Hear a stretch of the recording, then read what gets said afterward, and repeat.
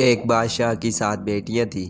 ایک دن بادشاہ بہت خوش ہوتا ہے اور اپنی 7 بیٹیوں کو بلا کر پوچھتا ہے کہ میں تم سب سے ایک سوال پوچھوں گا اور اگر جواب اچھا لگا تو تمہارا من چاہا انعام بھی دوں گا۔ سب ایک قطار میں کھڑی ہو جاؤ اور ایک ایک کر کے بتاؤ کہ تم کس کا دیا کھاتی ہو، کس کا دیا پہنتی ہو۔ 7 میں سے 6 بیٹیوں نے کہا بحضور آپ کا دیا کھاتے ہیں اور آپ کا دیا پہنتے ہیں، آپ ہی کی وجہ سے ہماری یہ شان و شوکت ہے۔ یہ سن کر بادشاہ بہت خوش ہوا اور سب کو اس کی من پسند چیز دے دی۔ جب سب سے چھوٹی بیٹی کی باری آئی تو اس نے کہا کہ میں اللہ کا دیا کھاتی ہوں اور اپنی قسمت کا پہنتی ہوں اور یہ میرا نصیب ہے۔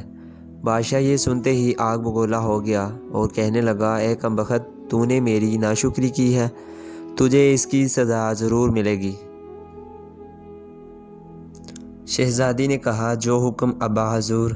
بادشاہ نے سپاہیوں کو حکم دیا کہ جاؤ اسے جنگل میں چھوڑ آؤ، میں بھی دیکھوں یہ میرے بغیر کیسے اللہ کا دیا کھاتی ہے اور اپنے نصیب کا پہنتی ہے۔ شہزادی سے تمام زیورات واپس لے لیے گئے اور خستہ حال کپڑوں میں بغیر کسی ساز و سامان کے بادشاہ کے حکم کے مطابق جنگل میں تنہا چھوڑ دیا گیا۔ لیکن شہزادی بہت پرسکون مطمئن تھی اور توکل اللہ تھی کہ جو اس نے رزق اور عیش و عشرت میرے نصیب لکھی ہے وہ مجھے ضرور ملے گی۔ سب سپاہی شہزادی کو چھوڑ کر واپس چلے گئے۔ شہزادی جنگل کو دیکھنے لگی، چاروں طرف درخت ہی درخت تھے اور دوپہر سے شام ہونے والی تھی۔ تو شہزادی نے سوچا کیوں نہ کچھ لکڑیاں جمع کر لوں تاکہ رات کو آگ جلاؤں، پھر کوئی جنگلی جانور پاس نہیں آئے گا اور رات بھی گزر جائے گی۔ شہزادی جنگل میں لکڑیاں ڈھونڈنے چل پڑی۔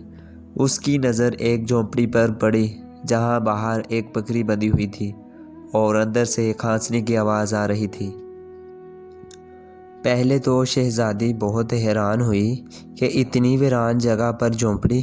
جب وہ جھونپڑی کے اندر داخل ہوتی ہے تو کیا دیکھتی ہے کہ ایک بوڑھا ضعیف ایک چارپائی پر لیٹا ہے اور کھانستے کھانستے پانی پانی پکار رہا ہے۔ شہزادی ادھر ادھر دیکھتی ہے تو کونے میں ایک پانی کا گڑھا پڑا ہوتا ہے۔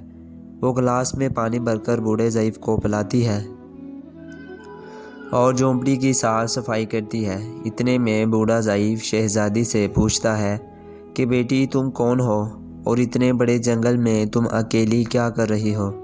تب شہزادی اسے بتاتی ہے کہ وہ یہاں تک کیسے پہنچی۔ بوڑھا ضعیف اسے جھونپڑی میں ہی رکنے کا بولتا ہے اور کہتا ہے کہ میں شہر میں کام کرتا ہوں، صبح شہر چلا جاؤں گا اور 8 دن کے بعد آؤں گا، تم یہی رہو اور جھونپڑی میں کھانے کا سامان ہے اور ندی پاس ہی ہے، تم وہاں سے گھڑا بھر لیا کرنا۔ صبح کو بوڑھا ضعیف شہر چلا جاتا اور شہزادی یہاں اکیلی جھونپڑی میں سب صفائی کر کے بکری کا دودھ نکالتی ہے۔ آدھا اپنے لیے رکھ لیتی ہے اور آدھا باہر ایک کونے میں برتن میں ڈال کر رکھ دیتی ہے کہ رات کو کوئی جانور بھوکا یا پیاسا ہوگا تو پی لے گا، اور خود اندر آ کر سو جاتی ہے۔ صبح سویرے جب شہزادی اٹھتی ہے تو کیا دیکھتی ہے کہ دودھ کا برتن خالی اور پاس ایک لال پڑا ہے جو دیکھنے میں بہت ہی نایاب اور قیمتی معلوم ہوتا ہے، اور پاس ہی سانپ کے نشان بھی نظر آتے ہیں۔ تب شہزادی کو یاد آتا ہے کہ بچپن میں اس نے سنا تھا کہ جب کوئی نایاب سانپ بہت خوش ہوتا ہے تو ایک ایسا لال اگلتا ہے کہ جس کی قیمت ہیرے جواہرات سے بھی مہنگی ہوتی ہے۔ شہزادی بہت حیران ہوتی ہے اور دل میں سوچتی ہے کہ شاید سانپ بھوکا تھا، اس لیے وہ دودھ پی کر خوشی میں لال چھوڑ گیا۔ پھر وہ لال اٹھا کر اپنے پاس رکھ لیتی ہے اور پھر اگلی رات شہزادی برتن میں دودھ رکھ دیتی ہے اور اگلی صبح جب دیکھتی ہے تو پھر ایک لال ہوتا ہے۔ ایسے ہی کرتے 7 دن گزر جاتے ہیں اور شہزادی کے پاس 7 لال جمع ہو جاتے ہیں اور اس دن بوڑھا ضعیف بھی آ جاتا ہے۔ تب شہزادی اسے لال دکھاتی ہے اور سارا واقعہ بتاتی ہے اور بوڑھے ضعیف کو 3 لال دیتی ہے اور کہتی ہے کہ شہر جا کر یہ لال بیچ دو اور آتے وقت اپنے ساتھ محل بنانے والے مزدور لے کر آنا۔ باقی 4 لال شہزادی اپنے گلے میں مالا کے طور پر پہن لیتی ہے اور پھر کچھ ہی مہینوں میں جنگل میں ایک عالی شان محل تیار ہو جاتا ہے جس میں بوڑھا ضعیف اور شہزادی رہنے لگتے ہیں۔ ایسا خوبصورت محل جس میں ہر آرائش، نوکر چاکر، دنیا کی تمام نعمتیں موجود ہوتی ہیں۔ شہزادی جنگل میں لکڑی کی فیکٹری لگا دیتی ہے جس میں غریب کام کرتے ہیں۔ دیکھتے ہی دیکھتے جنگل شہر نما بن جاتا ہے اور دور دور تک دھوم مچ جاتی ہے کہ شہزادی بہت رحم دل ہے۔ یہ خبر ایسے ہی بادشاہ تک پہنچتی ہے تو بادشاہ کے دل میں اشتیاق ہوتا ہے کہ دیکھو تو صحیح کون سے ملک کی شہزادی ہے جس کی اتنی تعریف ہے۔ بادشاہ سپاہیوں کے ہاتھ پیغام بھیجتا ہے شہزادی سے ملنے کے لیے۔ شہزادی کے سپاہی جب شہزادی کو بتاتے ہیں تو شہزادی یہ حکم دیتی ہے کہ بادشاہ سلامت ایک شرط پر ہم سے مل سکتے ہیں کہ وہ اپنی تمام بیٹیوں کے ساتھ آئیں۔ سپاہی جا کر بادشاہ کو پیغام دے دیتے ہیں۔ ایک دن بادشاہ اپنی تمام بیٹیوں کے ساتھ شہزادی کے محل جاتا ہے۔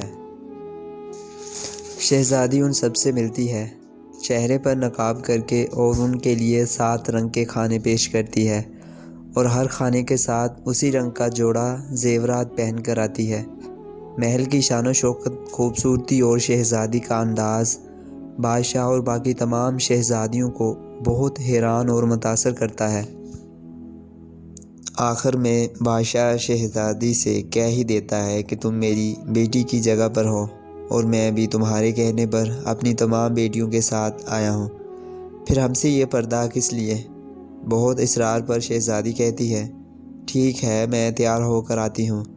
سب شہزادیاں آپس میں سرگوشی کرنے لگتی ہیں کہ اتنی تو تیار ہے، اتنے مہنگے زیورات پہنے ہیں، اب اور کتنا تیار ہو کر آئے گی؟ اتنے میں کیا دیکھتے ہیں کہ دور سے ایک خستہ حال کپڑوں میں کوئی آ رہا ہے، اور غور کرنے پر بادشاہ کو یاد آتا ہے کہ یہ ابھی تک زندہ ہے۔